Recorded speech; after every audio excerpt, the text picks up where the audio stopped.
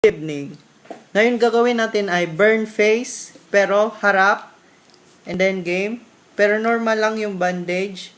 Measure mo siya, fold mo muna.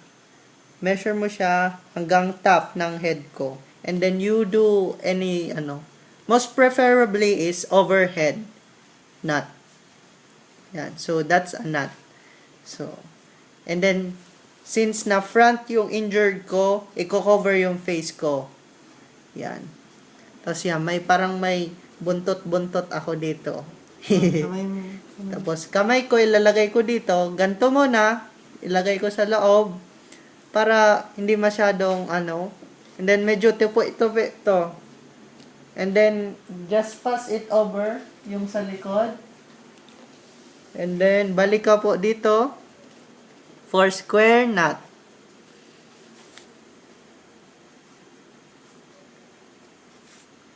And then done. Hope you liked it.